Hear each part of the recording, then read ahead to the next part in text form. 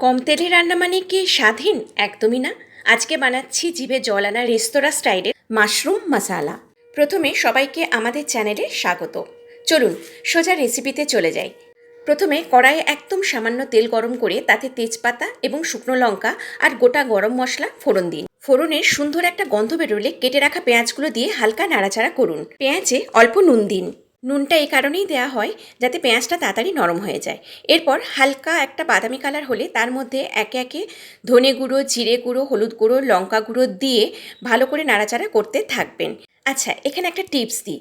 যেহেতু তেল একদমই কম দিয়ে রান্নাটা, তাই মশলা যাতে পুড়ে না যায় এবং ঠিকমতো কষানো হয় তার জন্য অল্প জল এখানে ব্যবহার করবেন। এরপর 1 থেকে 1.5 চামচ মতো রসুন আদা বাটা দিন।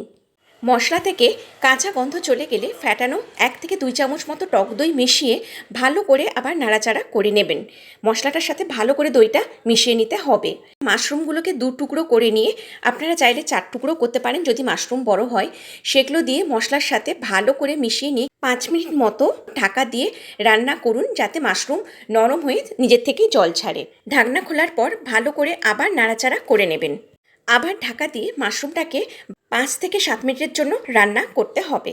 মাশরুমটা যখন মাখো মাখো হয়ে আসবে সেই সময় গ্রেভির জন্য পরিমাণ মতো জল দিন এবং আবার ঢাকা দিয়ে ওটাকে ফুটতে দিন 3 থেকে 5 মিনিটের মতো। যা গরম পড়েছে, এই গরমে যত তেল মশলা কম খাওয়া যায় ততই ভালো।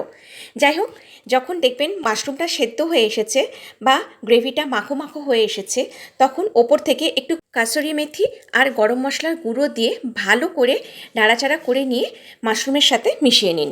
সব কিছু ভালো করে মিশিয়ে নামিয়ে নিলেই তৈরি জিভে জল আনা স্বাস্থ্যকর মাশরুম মশালা। তেল কম হলেও এর স্বাদ কিন্তু দারুণ হয়। ভাত বা রুটির সাথে গরম গরম পরিবেশন করুন। এইভাবে একবার রান্না করে আমাকে কমেন্টে জানাবেন কেমন হয়েছে। আর যদি এই রেসিপিটা ভালো লেগে থাকে তাহলে লাইক, শেয়ার আর সাবস্ক্রাইব করে দেবেন। সবাই ভালো থাকবেন।